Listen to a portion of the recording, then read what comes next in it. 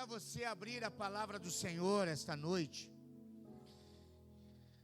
num livro que você não vai ter dificuldade de encontrar, Gênesis, capítulo 1. Quando algum texto, ele vem ao meu coração, ele vem à minha mente, e eu entendo que aquele texto, ele veio por alguma razão, eu fico tentando descobrir qual é o sentido desse texto para mim. O que de alguma maneira Deus quer falar, quer ministrar. Há uma matéria na faculdade que a gente aprende, quando a gente estuda, que chama-se hermenêutica. A hermenêutica é uma matéria que te leva a estudar contextos históricos e tantos outros contextos da época, para que você possa fazer uma ponte, como que você vai aplicar princípios, lições, histórias de tantos anos, para que possa ter sentido no tempo, na vida que vivemos hoje. Como eu pego um texto de tantos anos, de um contexto completamente diferente do meu, e como que eu posso trazer esse texto para a minha realidade, para a minha vida, para que ele possa fazer sentido para mim hoje, para que possa fazer sentido para você, que vai começar sua segunda, sua terça, sua quarta-feira. Então, quando eu olhei para esse texto, que estava no meu coração, então, eu olhei para ele assim, o que esse texto fala comigo? Qual é o sentido desse texto? Como que nós podemos trazer como lição e princípio para nós hoje? Então eu queria falar com você sobre o Deus que trabalha, que restaura em meio ao caos. Esse Deus que tem esse poder de organizar o caos. E como é que esse Deus, ele faz isso? Então Gênesis, capítulo 1, ele diz assim: no princípio, criou Deus os céus e a terra. A terra era sem forma e vazia. Havia trevas sobre a face do abismo, e o Espírito de Deus pairava sobre a face das águas. Se você olhar agora, não vamos ler todo o versículo, mas se você olhar o versículo 3, diz: e disse Deus, haja luz. Se olhar o versículo 6, e disse Deus, haja um firmamento. E o versículo 9, e disse Deus, ajunte as águas. No versículo 14, e disse Deus, haja luminares. E no versículo 20, e disse Deus, produza as águas. E lá no versículo 24, e disse Deus, produza a terra. Há uma sequência da criação através da palavra. A primeira questão que me veio na cabeça é quando o texto diz: a terra era sem forma e vazia. O que é uma coisa sem forma e vazia? Como que eu consigo definir algo que não tem forma nenhuma e que não tem nenhum tipo de existência? O que a tua cabeça pensa quando você é levado a pensar sem forma e vazia? Eu não sei o que você pensa, o que você forma aí na sua cabeça, mas na minha cabeça, sem forma e vazia, é sem sentido. É o caos, é algo deformado, é algo que, dentro daquilo que eu já conheço como padrão de formação e de existência das coisas, uma coisa que não tem forma e vazia, uma coisa desconecta. Uma coisa que não tem sentido. Mesma coisa de você pedir para uma criança pequena fazer um desenho, você olha naquele desenho e diz: não tem forma, nem esse desenho não tem sentido nenhum. Não tem nenhuma razão. E eu fico pensando que, às vezes, a vida é assim. Em determinado momento da vida, eu vejo casamentos, eu vejo vidas financeiras, eu vejo vida ministerial, eu vejo homens e mulheres vivendo vivendo em algum momento da vida, se deparando com uma situação onde não tem forma, onde está vazio. Deixa eu dizer uma coisa para você, eu já vivi isso na vida. Eu já vivi um momento em que olhei para mim, não tinha nem forma. Há mais de 12 anos atrás, 13 anos, tudo bem aí, Ju? Tem uma galerinha batendo papo aí, tem não?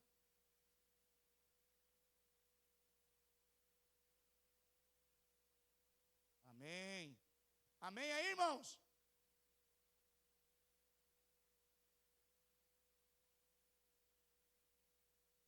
Isso. Os irmãozinhos têm uns costumes de bater uns papos lá alto. Obrigado aí. Amém. Há 12 anos atrás, mais ou menos, 12 anos e meio, quando eu assumi aqui a igreja, em que entrei numa depressão profunda com síndrome de pânico, em que a terra parece que entrou e ficou preto e branco, e que não tinha mais sentido. Os sonhos vão embora, projetos vão embora, a vida parece que fica meio sem sentido. É isso que eu entendo, uma coisa que está sem forma e vazia. Os teus sentimentos estão sem forma e vazia. A tua força física, emocional, espiritual, está sem forma e vazia. Parece que você não tem mais sentido na vida. Parece que a vida não tem brilho. O casamento não tem brilho. A paternidade não tem brilho. Você, como ser humano, não tem brilho. É num momento como esse que pessoas desistem da vida, porque a vida passa, não tem mais sentido.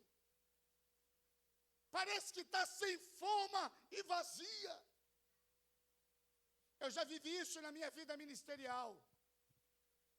Há anos atrás. E um dia eu sentado no sofá de casa na sala, quando a minha esposa estava se preparando para ir para um congresso de uma determinada pessoa, ela e algumas pessoas disseram: não vai, eu disse: não vou.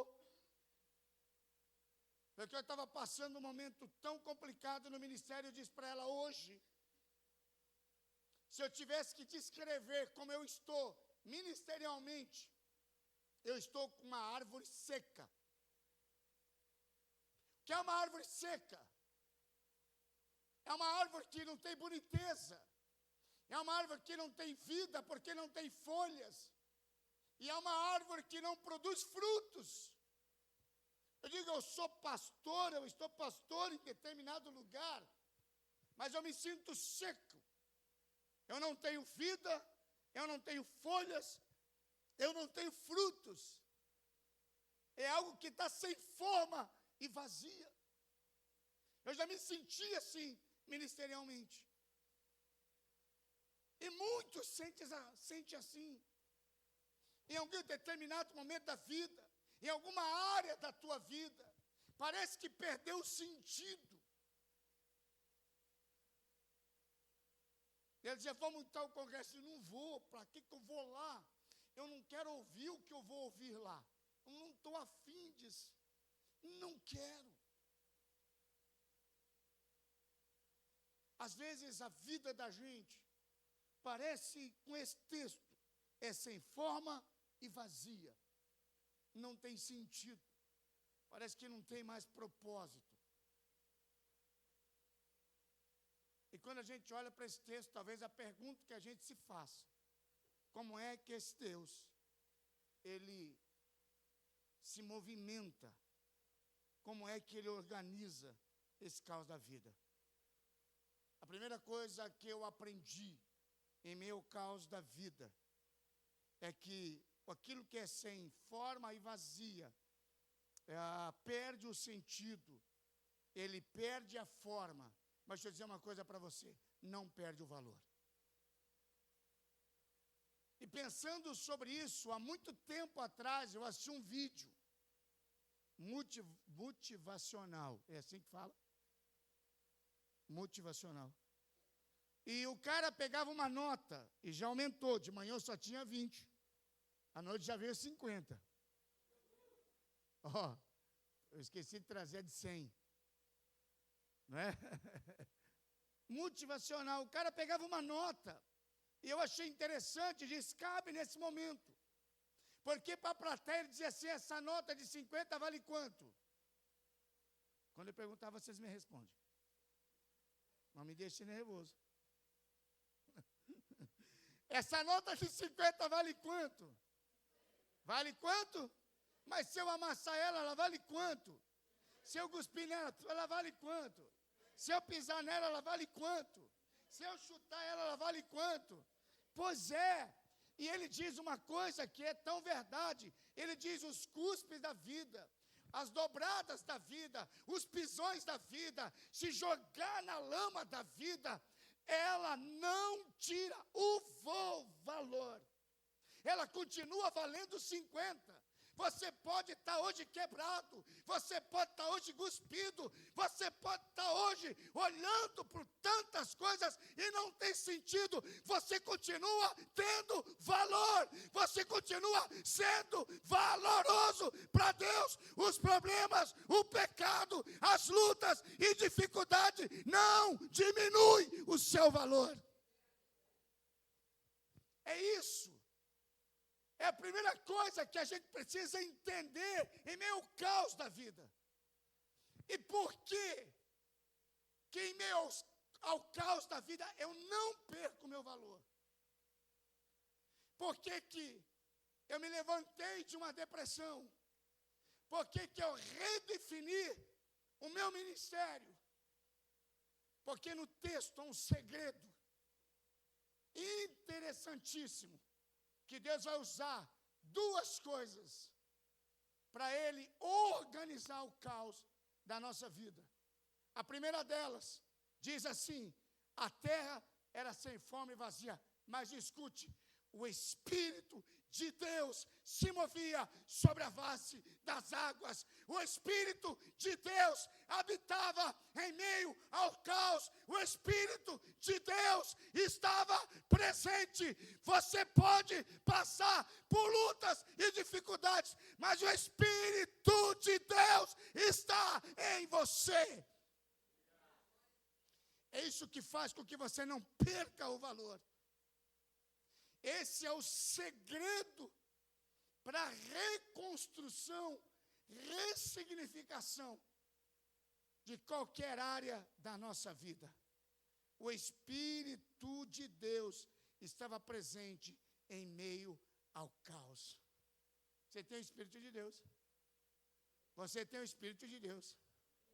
E quando a gente diz Espírito de Deus vem aqui, não é que o Espírito de Deus vem no ar. Não. Não é um negócio místico. Quando a gente diz Espírito de Deus vem, talvez a gente nem poderia dizer isso, mas é uma maneira só de colocar. A gente poderia até dizer, Espírito Santo, se manifeste, porque quando você entra por aquela porta, o Espírito Santo entra. Quando você senta nessa cadeira, o Espírito Santo senta. Não é porque ele entra misticamente, mas porque ele habita dentro de você. E aonde você está, o Espírito de Deus está. Quando você anda, o Espírito anda. Quando você canta, o Espírito canta. Quando você senta, o Espírito senta. Sabe por quê? Porque ele não está sobre você, ele está em você. Eu estou triste, pastor. E a minha vida está um caos, mas o Espírito está em você. Ah, pastor, eu não estou conseguindo encontrar sentido em alguma área da minha vida, mas o Espírito habita em você. A terra era sem forma e vazia, mas o Espírito de Deus se movia sobre a face das águas. Já senti tristeza, sim. Já tive momentos de caos na vida, sim. Mas desde o dia que eu entreguei a minha vida a Jesus, jamais o Espírito Santo se afastou de mim. Por quê? É isso que traz o valor.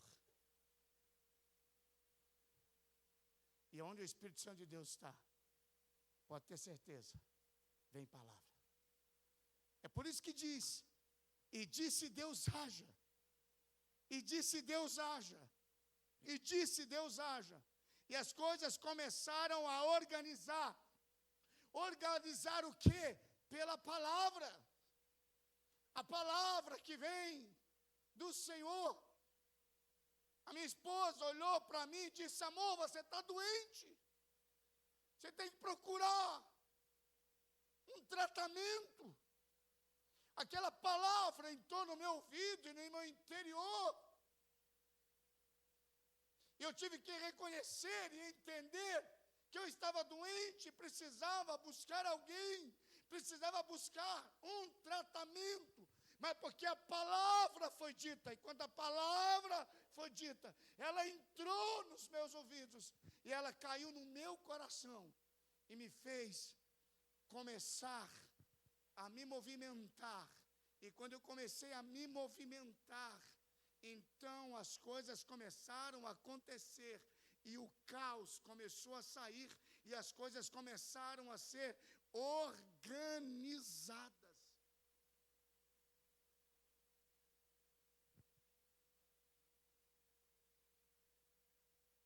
Quando eu estava fazendo uma devocional, e eu precisava tomar uma decisão que mudaria radicalmente a minha vida e da minha esposa. Então, naquela manhã, eu ouvi o Espírito Santo de Deus dizer para mim: agora é tempo, saia. Agora é tempo. Eu ouvi a palavra do Espírito Santo. E o meu ministério começou a ser organizado. Comecei a tomar a decisão X. Comecei a tomar a decisão Y. E aí, parece que a terra começa a se formar. Então, houve dia e houve noite.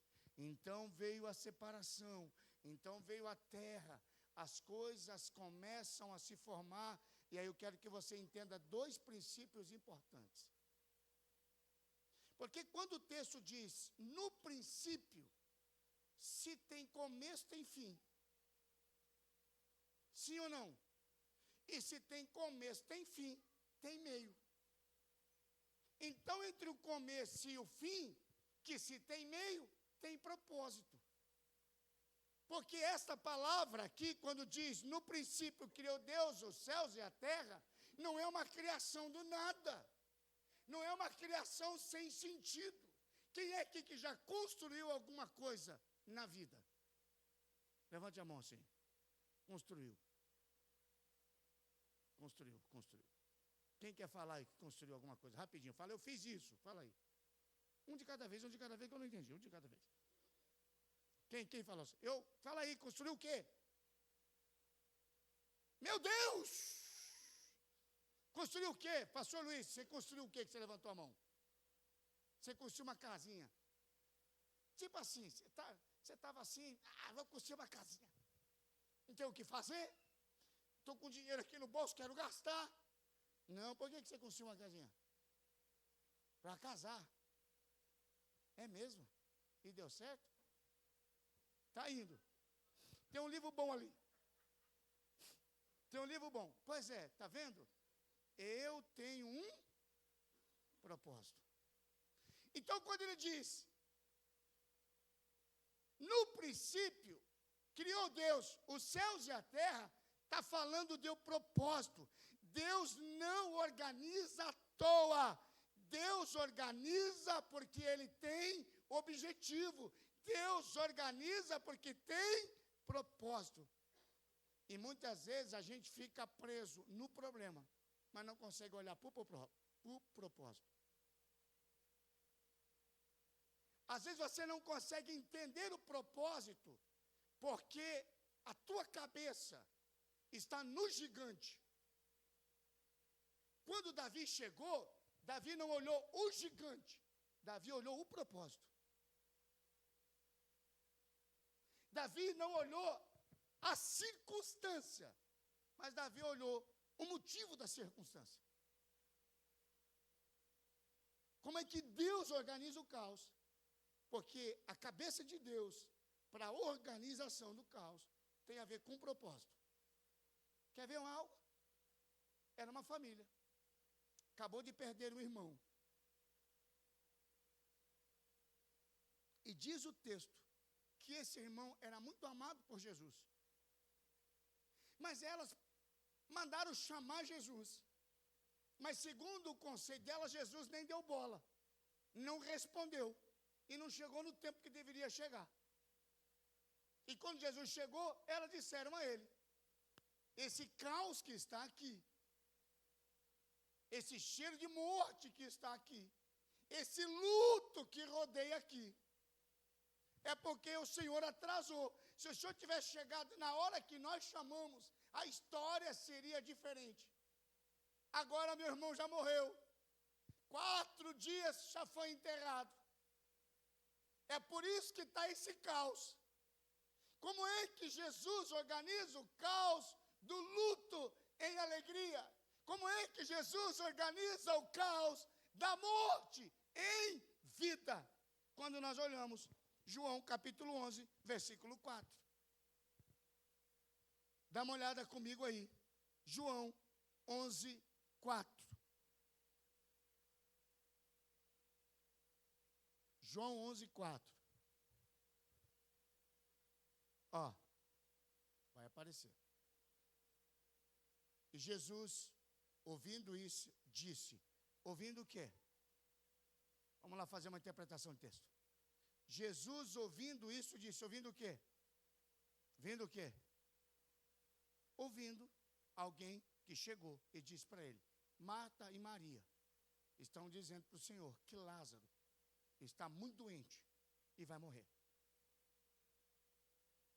Está à beira da morte. Jesus disse: esta enfermidade não é para a morte, mas para a glória de Deus, para que o Filho de Deus seja glorificado. Deus não organiza caos sem propósito. Se você der uma olhada, ele está dizendo: o propósito dessa doença e o propósito dessa morte não tem a ver com morte, mas tem a ver com vida. E eu não vou responder agora, e nem vou agora, porque se eu fizer assim, eu vou perder o propósito.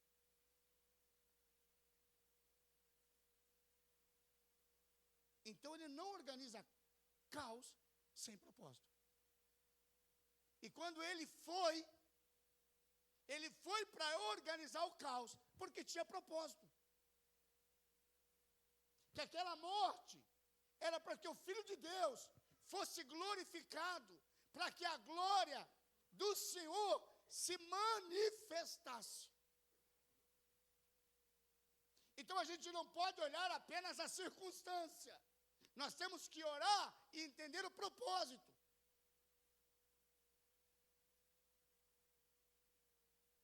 Hoje, eu entendo qual é o propósito daquilo que eu passei.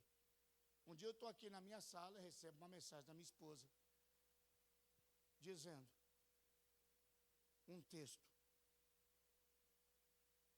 que não poderia mais me ajudar ministerialmente, que ela estava mais atrapalhando do que me ajudando, de que eu teria que seguir sozinho ministerialmente, e ela não queria me atrapalhar. Quando eu li aquilo, disse: o negócio está feio. Eu desliguei tudo que eu estava fazendo aqui e corri para casa. Ela estava na cama, chorando, chorando. Eu a peguei no colo e disse para ela 2 coisas. Primeiro, chore. Segundo, você não vai entender porque está chorando. Então chore. Sabe por quê? Porque eu já chorei assim. Sem entender porque estava chorando. E eu dizia para mim: por que você não para? Eu respondia para mim mesmo: eu não sei porque eu não paro. Mas por que continua chorando? Eu não sei porque que eu estou chorando.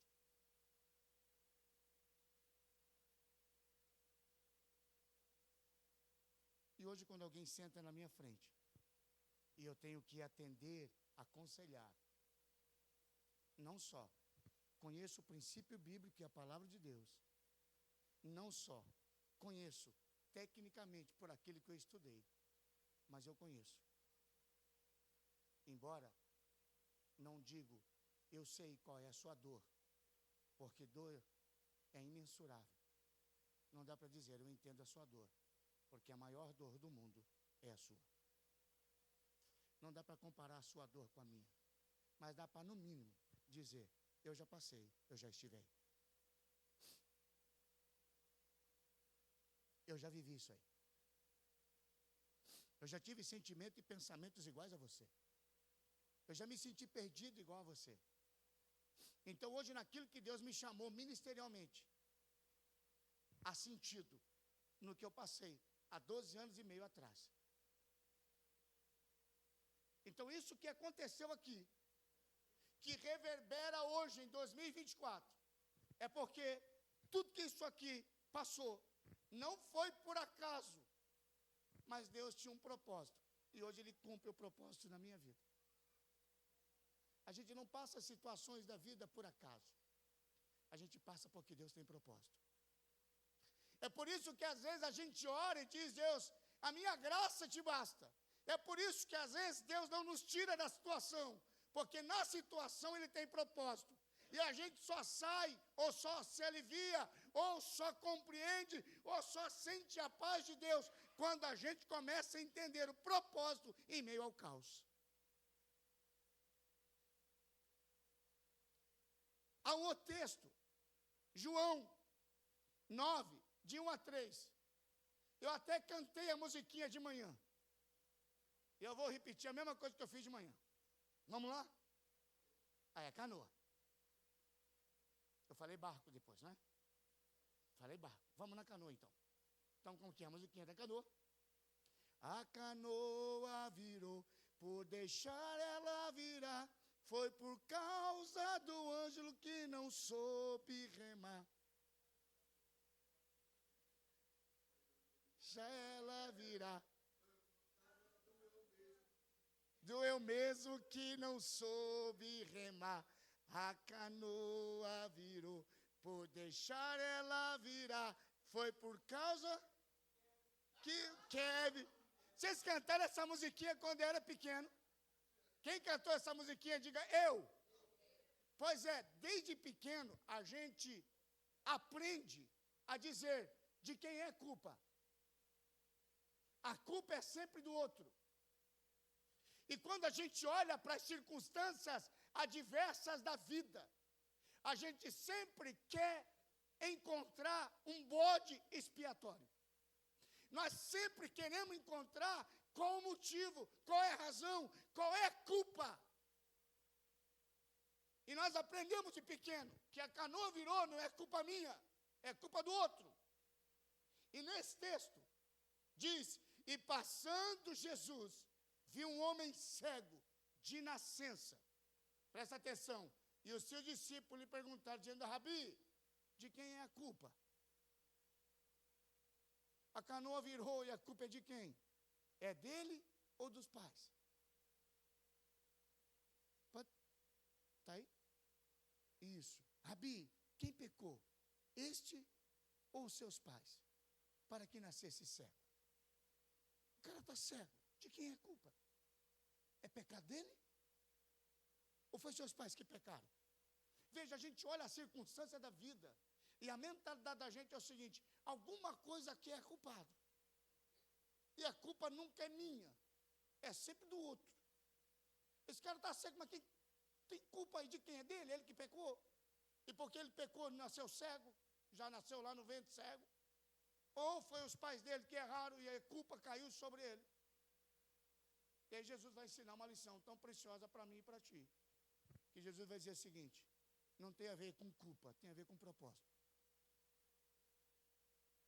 Eu não tenho que encontrar culpado, eu tenho que encontrar propósito. Ele diz, nem ele pecou, nem seus pais. Jesus poderia dizer assim, os dois pecaram, porque todos pecaram, instituídos estão da glória de Deus. Quando Adão e Eva pecou no jardim do Éden, o pecado caiu sobre todo mundo, e todo mundo está sob o pecado. Jesus poderia responder assim, e não seria uma resposta teologicamente incorreta. Mas Jesus diz, nem ele pecou, nem os seus pais, mas foi assim, para que se manifestasse nele as obras de Deus. Não é questão de culpa, é questão de propósito. Não é quem pecou, mas para que a glória se manifeste. Para que a glória do Senhor se manifeste. Você já ouviu o testemunho de alguém, na igreja, em qualquer outro lugar, que não passou por uma obra de restauração? Você já ouviu o testemunho? Você já ouviu o testemunho de casal? Já ouviu? Testemunho de casal. O casal vai vir aqui ministrar sábado que vem, nunca brigaram, nunca tiveram nenhum tipo de problema. Pensa um casal top. Te incentiva a vir aqui. Um casal, 10 anos de casado. O marido já levou 10 facadas da mulher. Ele já deu umas 50 socos nele. Passaram por esse problema. Mas Deus restaurou o casamento deles. Hoje, eles vivem para a glória de Deus. Eu vou lá ver. Você vem ver o casal, mas automaticamente você vê a glória de Deus se manifestando. O que Deus fez na vida do casal.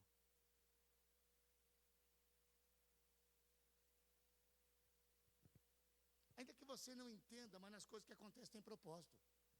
E o propósito sempre deve exaltar ao Senhor. É Ele que tem que ser exaltado.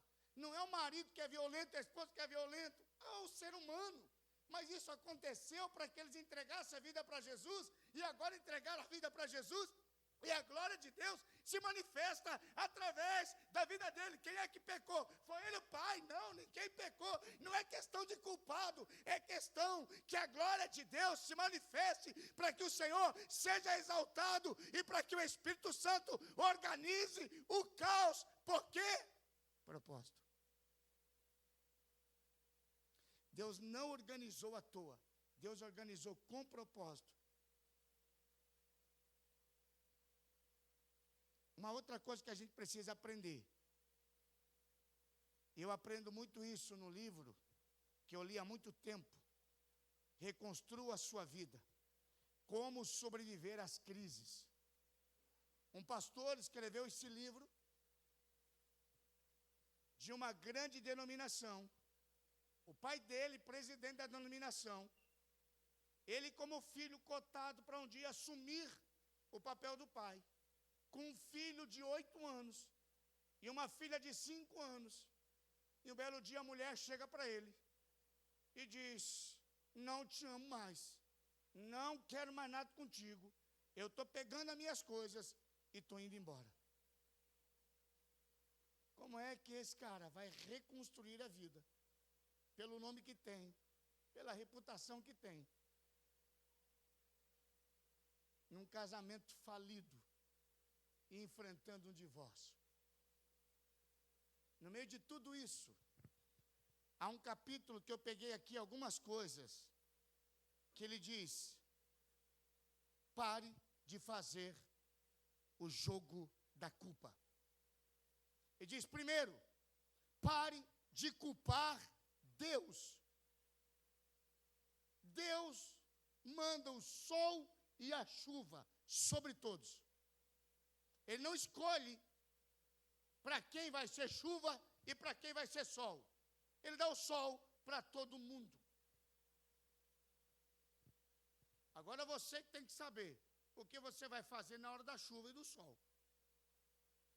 Pare de culpar Deus. Segundo, ele diz, pare de culpar os outros. Olhe para si e vejam o que fizeram de errado, o que pode melhorar. Pare de achar que todo mundo é culpado por aquilo que você faz.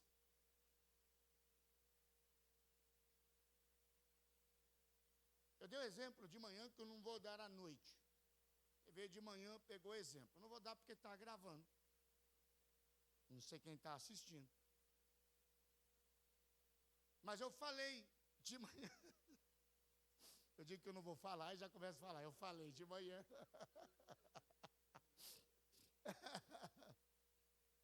É. Eu não vou falar como eu falei de manhã, mas eu vou falar. Há uma família. Isso acontece. Que pais, às vezes, tratam filhos de maneiras diferentes. E começa a dizer, olha, você precisa ser igual ao irmão X. Presta atenção no irmão Y. Olha, seu irmão é assim. Ó, seu irmão faz isso. Ó. E aí os pais, sem perceber, começam a trazer sobre a vida daquela pessoa uma deficiência emocional. Aí quando aquela pessoa vai para o mundo do relacionamento, ela está com essa deficiência emocional. Ela está com essa síndrome do patinho feio, de que não sabe fazer as coisas, de que não é tão amado, tão prestigiado e tem tanto valor quanto outros. E vai para a vida achando que todo mundo a trata dessa maneira. E aí entra no que a gente chama, que eu chamei hoje pela manhã, de que acontecia isso muito nos conventos com os padres. Se automutilação, né? Antigamente tinha isso. Então, assim, sentiu desejos, olhava alguma coisa, então você tem que se automutilar para ferir a tua carne, para se punir daquilo. Hoje a gente não se pune mais dessa maneira, mas começa a se punir emocionalmente. Quando você acha que é incompetente, que não sabe fazer certo, que não presta para nada, e aí você começa a trazer uma culpa para você. Eu vou dizer uma coisa para você, eu tenho essa dificuldade. Eu tenho uma dificuldade de lidar com meus erros. Eu tenho dificuldade de errar. Os meus erros trazem culpas muito grandes para mim. E eu preciso aprender e saber lidar com isso. Teve uma vez que aconteceu algo que me tirou sono por alguns dias. Eu tive que ligar para um amigo e falei, cara, você consegue me atender? Preciso conversar. E na minha conversa ele olhou para mim e disse uma frase que foi curadora. Ele falou, Dilon, você precisa permitir-se errar. Você não tem bola de cristal. Você não vai acertar tudo na vida. Por quê? Porque a gente fica culpando a gente. A gente começa a trazer um peso desnecessário para as costas da gente. Dá a impressão que a gente não pode errar nunca, tem que acertar sempre. Por que eu falei? Por que eu não falei? Por que eu fui? Por que eu não fui? Por que eu fiz? Por que eu não fiz? E a gente começa a entrar. Para de culpar você. E geralmente quem se culpa tem dificuldade de se perdoar. Eu conheço um monte de gente que tem facilidade em perdoar o outro, mas tem uma dificuldade de receber o perdão de Deus ou perdoar a si mesmo. Geralmente pessoas que têm dificuldade em perdoar a si mesmo é pessoas que se culpam muito. É por isso que o texto diz, não seja demasiadamente justo, porque te mataria. Pare de culpar a Deus. Pare de culpar a si mesmo. E ele diz, pare de culpar os outros. E pare de culpar a si mesmo. Aprenda a crescer com as circunstâncias adversas da vida e não a diminuir. Uma segunda verdade que esse texto me ensina, além do propósito, me ensina que aqui 6 versículos que dizem sobre a ação de Deus, o falar de Deus, e quando Deus fala, alguma coisa está acontecendo, e isso me leva a dizer, de que a organização do caos tem a ver com algo progressivo. É progressivo. Pensa comigo. Deus é poderoso, sim ou não? Quem acredita que Deus é poderoso? Deus pode trazer à existência as coisas que não existem, sim ou não? E por que que Ele criou a terra em 7 dias e não criou num dia só? O que mudaria para nós? Hoje talvez eu estaria pregando aqui falando desse Deus, que do um sopro criou a terra, Ele não perdia em nada aquele que Ele é. Ele continua sendo quem Ele é. Por que que Ele não falou assim? Haja terra, com tudo, com água, com planta, com pássaros, haja, vaca, os velhos, os novos, os antigos. E agora, pá! Ele poderia fazer isso ou não? Poderia ou não? E por que que não fez? Então o que está escrito aqui não tem nada a ver com Deus. Tem a ver com o que Deus quer ensinar para nós. E que é o que eu aprendo? Eu aprendo que nessa organização do caos é algo progressivo. Por isso que Deus não criou. Mas Ele fez um processo. Um processo. Sabe por quê? Porque o processo tem a ver com o propósito. Deus não inverte valores. Deus não inverte valores. Se você der uma olhada na criação, Ele poderia ter criado o homem antes de ter criado a terra? Podia? E vai colocar esse homem aonde?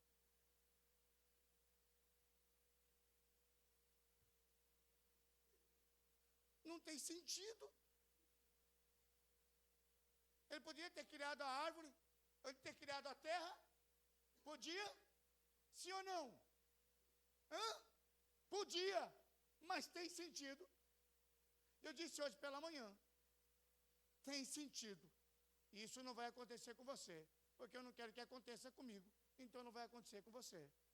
Pode, hoje, eu e você, da noite para o dia, ganhar R$1 milhão. Não, como eu não vou ganhar, você não vai ganhar também.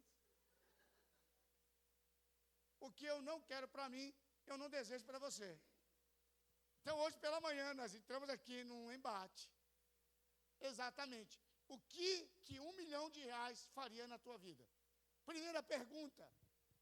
Se você tivesse ganhado R$1 milhão ontem, você estaria aqui no culto hoje? Quem estaria, diga amém. Falso.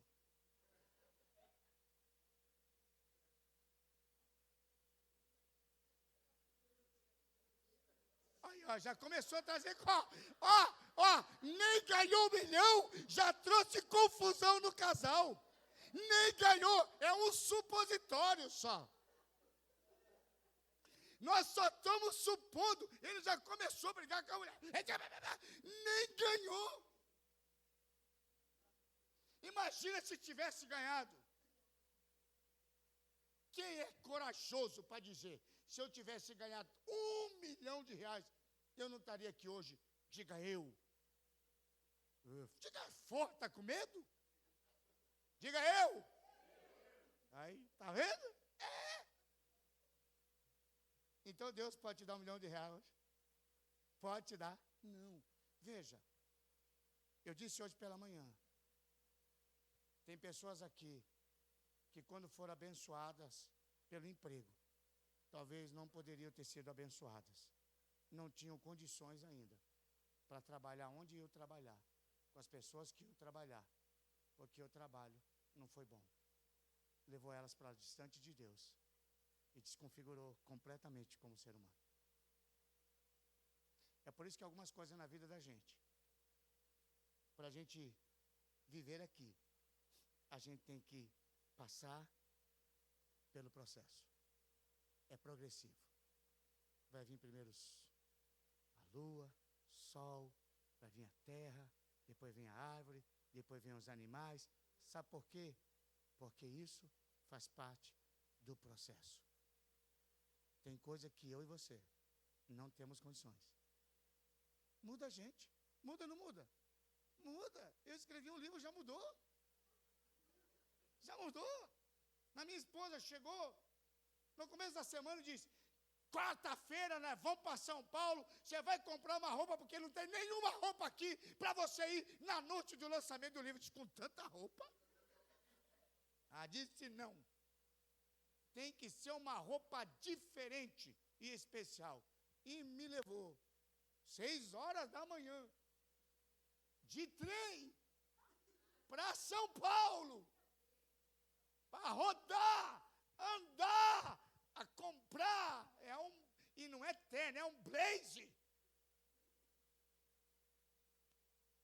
Comprei blazer, comprei camisa, comprei calça, comprei cinto. E a mulher queria enfiar um sapato. Eu disse: eu tenho. Não vem com sapato não, que o sapato eu tenho.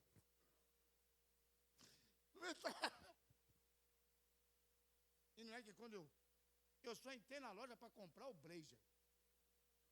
Uma vendedora boa falou assim: mas coloque a calça só para ver como. Aí eu coloquei a calça. Ela falou assim: ó, coloca essa camisa para você ver como que ficou. Eu saí com o blazer, 2 camisas, uma calça e um cinto. E estava bonito. Não estava, Ângelo, bonito ontem? Eu estava. Pois é, você vê. Olha aí como que o negócio, se não tomar cuidado, muda a gente. Estou já me sentindo famoso, fiquei aqui ontem autografando uma fila. Galera, e a fila é enorme. Tem hora que eu olhei e falei: eu sou demais. Olha, não fica. Ó, cuida do seu filho, que do meu cuido eu. Quer que eu fale do seu filho? Em vez de vocês levantarem a imagem do menino, o menino que vive diferente, ele se inspirou no Regi, com colarzinho. Só porque meu filho veio com colar de ouro, aquele ouro puro que a gente comprou, pagou. Os meninos estão zoando meu filho. Oh, pelo amor de Deus. Olha aí que coisa linda. Olha que blazer sensacional. Pagar em 10 vezes. Aí, o óculos. Até o óculos eu troquei. Vai trocar o óculos.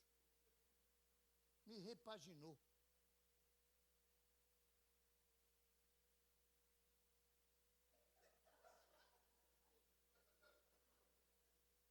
Tá, chega. Percebe? Deus vai criando alguma coisa. Porque se não for esse processo, você se perde. Então, meu irmão, eu não sei se você vai entender o que eu vou dizer.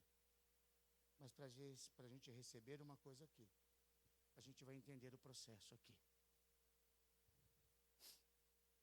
Porque não é o que Deus vai me dar aqui, é o quanto que eu tenho maturidade espiritual para viver o que Ele vai me dar aqui.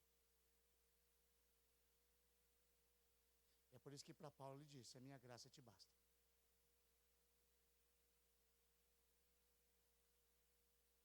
Porque a criação de Deus em meio ao caos é progressivo. É por isso que Ele não dá. Por isso que a criação não foi assim. Ele não trouxe e organizou o caos de uma vez. Ei, recebe agora! Não é assim. Às vezes, para você viver o que você está vivendo aqui, como disse Davi, eu enfrento Golias. Ele diz: mas você é menino, não consegue enfrentar. Ele diz: o teu servo matou urso e leão. Só enfrenta gigante. Quem já enfrentou urso e leão é um processo. Não dá para pular direto para gigante, se você não matou urso e leão. É por isso que hoje você mata urso e leão, porque amanhã você vai estar habilitado para matar gigante. E alguns estão habilitados para matar gigante hoje, porque quando olham para trás, já mataram urso e leões. Deus organiza o caos dessa maneira. Deus não inverte valores. Deus não coloca a carroça na frente dos burros.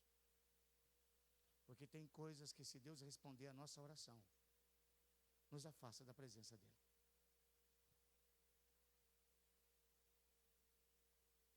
Nos tira da presença dele. Não é a bênção que nós estamos pedindo, e a bênção que ele pode nos dar.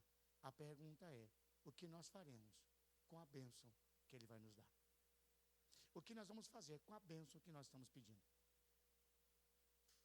Há muito tempo atrás eu ouvi o pastor Antônio Cirilo pregando. Ele falava sobre isso, ele disse que ele foi numa casa orar por um homem que estava com câncer. E aquele homem foi curado pelo câncer. E alguns dias ele voltou para conversar com aquele homem. E falou para aquele homem sobre Jesus. E perguntou para aquele homem se ele queria entregar a vida dele para Jesus. E aquele homem disse, eu não quero.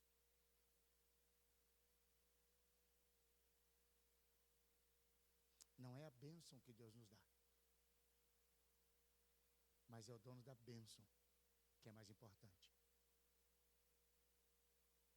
Então a grande questão não é a bênção que eu quero e peço para Deus. A grande questão é o que eu vou fazer com esta bênção que eu estou pedindo para Deus. O que essa bênção vai fazer comigo?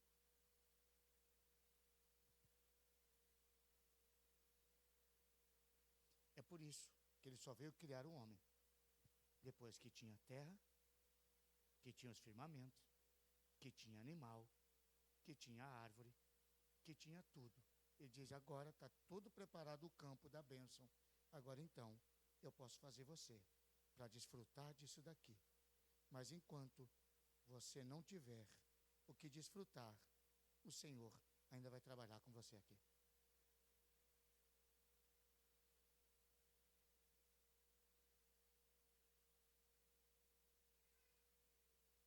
Filipenses 1,6 diz assim, presta atenção comigo nesse texto.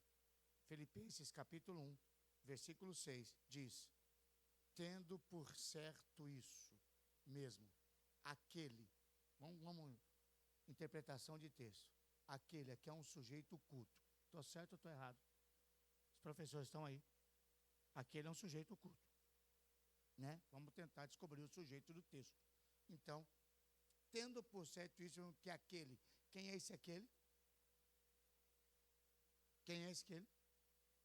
Eu estou fazendo uma pergunta. E eu espero que vocês me respondam, senão eu vou ficar nervoso. Fala, hã?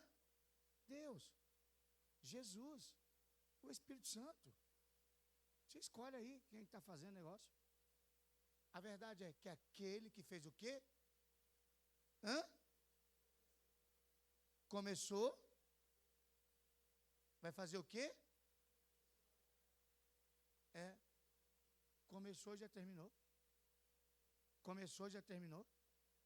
Começou e já terminou. Está no quê? Está no processo. Aquele que começou. Eu fui pegar esse texto aqui, quando me veio à mente, eu olhei e falei, deixa eu dar uma olhada no comentário, se encaixa esse texto.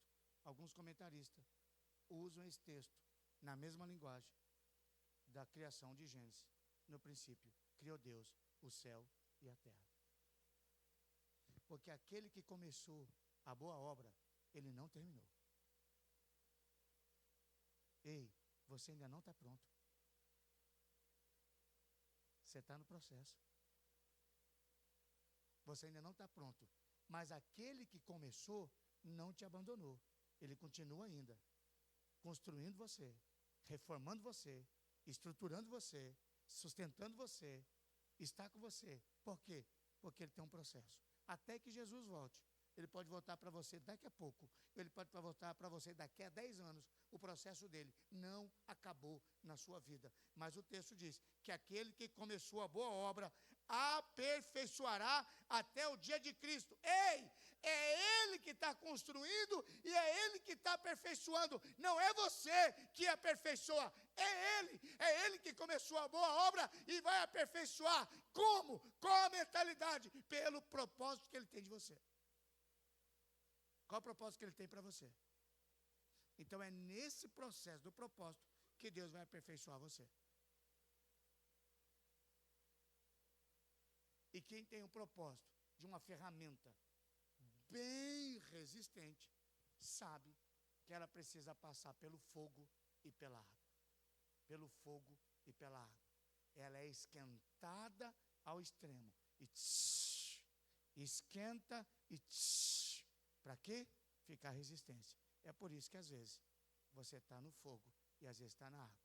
Às vezes você acha que não vai aguentar, daqui a pouco, e aí daqui a pouco você acha que não vai aguentar. Por quê? Porque você está sendo forjado. Seu caráter, sua personalidade, sua fé, seu temperamento, seu conhecimento.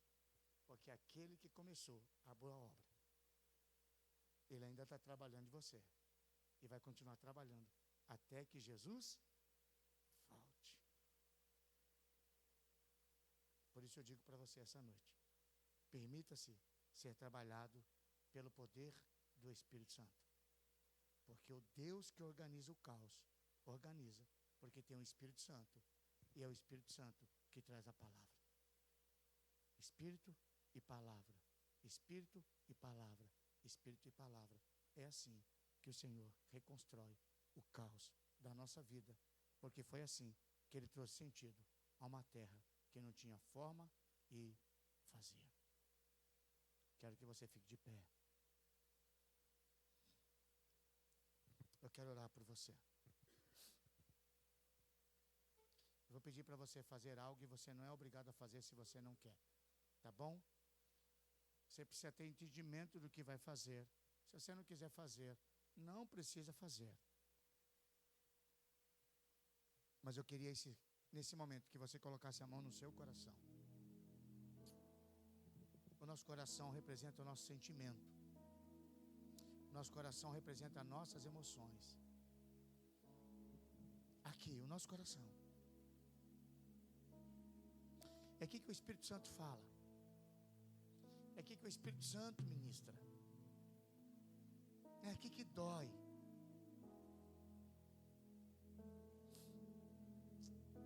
Ore barabarabashiri cantarabasuri alabas. Ere barabashiri basuri alabas. Só o Senhor sabe o que está desorganizado e como está. Só o Senhor sabe como que está o caos. O caos da nossa emoção, da nossa fé. O caos da nossa espiritualidade. Às vezes está uma bagunça na nossa cabeça. Não sabemos o que pensar, o que fazer, o que dizer. Às vezes nos confunde até pensar sobre Deus. Mas o Espírito Santo está em ti, habita em ti. É Ele que traz a palavra, e a palavra que organiza o caos. A palavra que diz: ainda que ande pelo vale da sombra da morte, não temerei mal algum, porque tu estás comigo, a tua vara e o teu cajado me consolam. Andará pelas águas, não vai submergir. Andará meio fogo e não se queimará.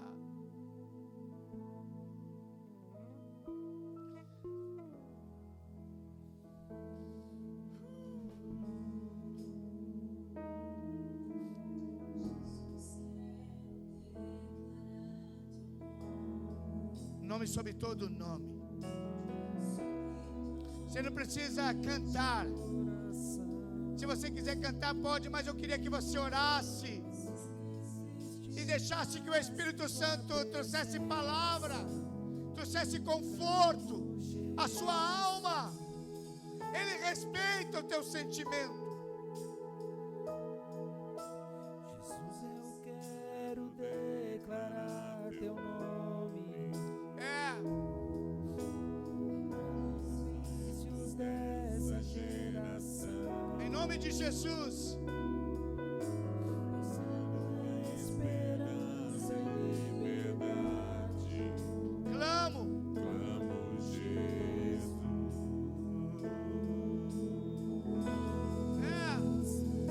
Teu nome é cura, é poderoso. Teu nome é vida.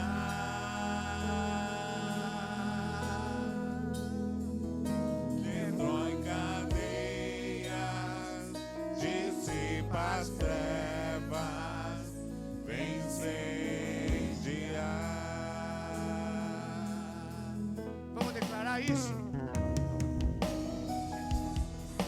Quero declarar teu nome sobre toda alma em depressão. Diga. Ansiedade, medo, sai agora. Clamo Jesus.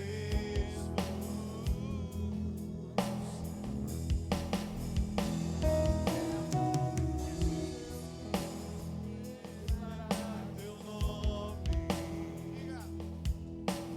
sobre toda alma em depressão.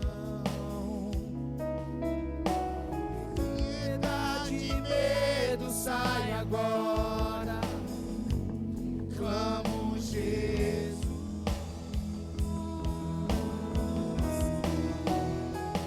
Teu nome é cura, É poderoso. é poderoso. Teu nome é vida. Profetize, profetize. Destrói cadeias, dissipa as trevas, vem incendiar. Faz, Espírito Santo, em nome de Jesus. Teu nome é cura, é poderoso. Teu nome. Teu nome é vida. Em nome de Jesus. Destrói cadeias, dissipa as trevas, vem incendiar. Profetize. Cante profetizando, dizendo assim, ó.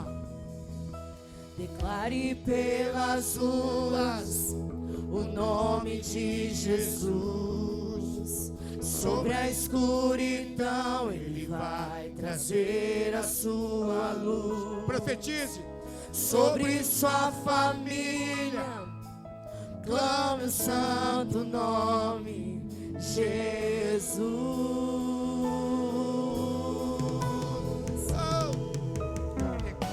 Declare pelas ruas o nome de Jesus. Sobre a escuridão ele vai trazer a sua luz. Diga assim, ó. Sobre sua família, clame o santo nome Jesus. Por quê? Teu nome é cura, é poderoso. Teu nome é vida.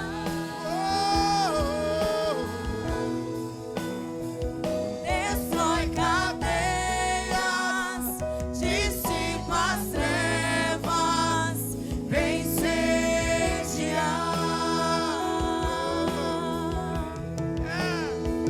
Teu nome é cura, Poderoso. é poderoso. Teu nome é. Teu nome é vida. O que que ele faz?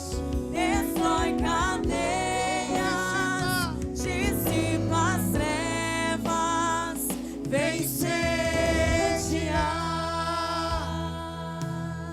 Senhor, eu profetizo essa canção. Essa canção diz que nós clamamos o teu nome. E ela diz as coisas que acontecem no teu nome. No teu nome é depressão, ansiedade, trevas.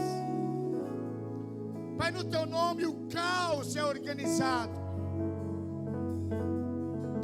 Eu quero agora orar pela tua igreja. Orar por esses que estão aqui, por aqueles que estão em casa, nos vendo agora ou vão assistir posteriormente. Mas Espírito Santo, assim como um dia o Senhor organizou um caos na minha saúde emocional, assim como um dia o Senhor organizou um caos na minha vida ministerial, assim como um dia o Senhor organizou um caos no meu casamento, em nome do Senhor Jesus, Eu sei que o Senhor faz porque o Senhor já fez. Eu sei que o Senhor faz porque o Senhor quer fazer.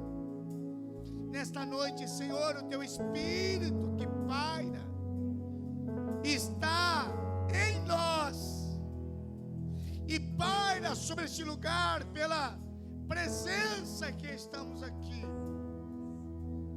Traga sobre nós o entendimento do propósito, nos sustente e nos fortaleça em meio ao processo. É isso que eu desejo e profetizo sobre a tua igreja. Se você crê, diga amém. Você pode aplaudir e glorificar o Senhor. Você pode aplaudir e glorificar. Faça isso adorando a Ele. Aplaude e glorifique. Aplauda e glorifique. Nós te adoramos, Jesus. Te adoramos, Espírito Santo. Em nome de Jesus. Amém? Sente aí um pouquinho, você que é pai. Parabéns.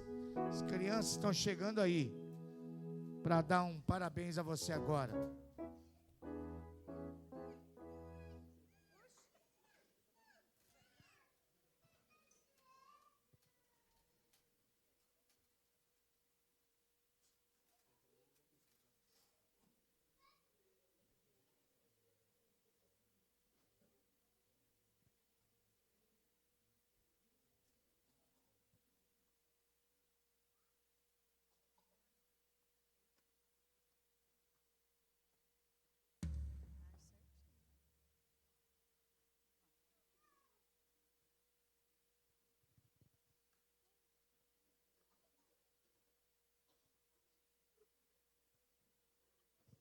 Graça e Paz, igreja.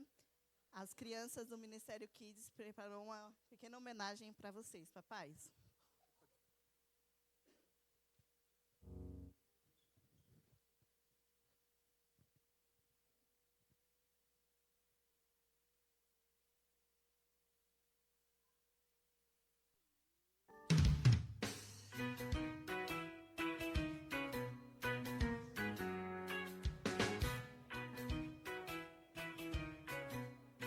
Olha, eu vou abrir o coração, viu? Esse negócio de ser pai é um negócio meio complicado. A gente não sabe o que rola na cabeça dos filhos ou o que pensam da gente. Mas bem que eu gostaria de saber. Tem pai que é baixinho, tem pai que é grandão, tem pai que é magrinho, tem pai que é fofão, tem pai que é careca, ou tem um bigodão. Mesmo sendo diferente, quando é o pai da gente, a gente ama de montão. O meu pai é um presente de Deus. Não tem pai melhor que o meu. O meu pai é um presente de Deus. Não tem pai melhor que o meu. Ó, eu tô começando a gostar desse negócio. É bacana, é profundo, hein? Que mais? Canta mais, eu quero ouvir. Tem pai que é um pouco sério, tem pai que é brincalhão, tem pai que fala muito, tem pai que é quietão, tem pai que joga bola ou toca violão. Mesmo sendo diferente, quando é o pai da gente, a gente ama de montão. O meu pai é um presente de Deus. Não tem pai melhor que o meu. É isso aí, todo mundo cantando, tá bonito, hein? Pai é um presente de Deus. Que coisa linda. Não tem pai melhor que o meu. De novo. Meu pai é um presente de Deus.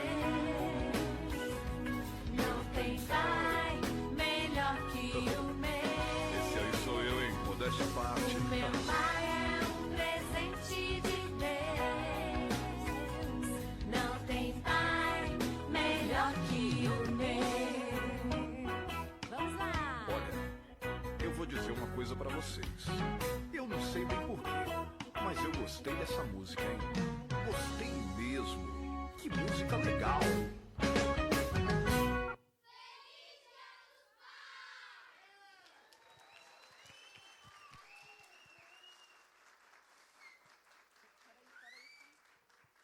Queria pedir para os papais ficarem de pé. A Marcela vai estar orando por vocês. Todos os papais, tá? Boa noite.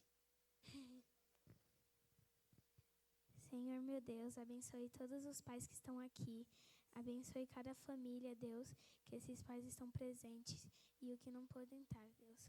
Abençoe todos os pais que estão aqui e que todos os dias esses pais sejam felizes com a sua família, Deus. Em nome de Jesus, amém.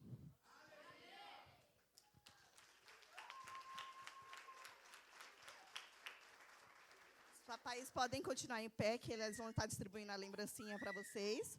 E logo depois podem ir à cantina. Tem um café preparado pela Adriana e pelo pastor Exídio para vocês.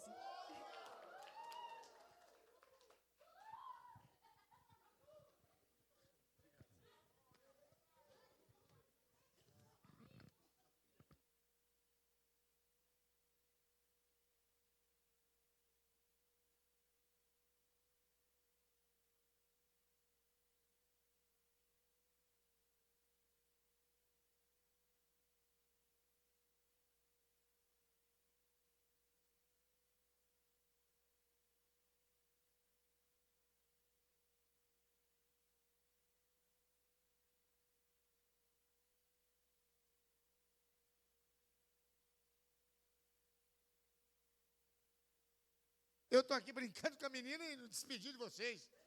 Oh, Jesus. O culto não acabou, não acabou? Deixa eu orar por você, Pai, em nome de Jesus. Obrigado. Obrigado pelo Dia dos Pais. Obrigado, Senhor, porque o Senhor sempre tem um propósito em tudo. Que esta palavra caia como uma semente no nosso coração. Eu abençoo teu povo, Pai.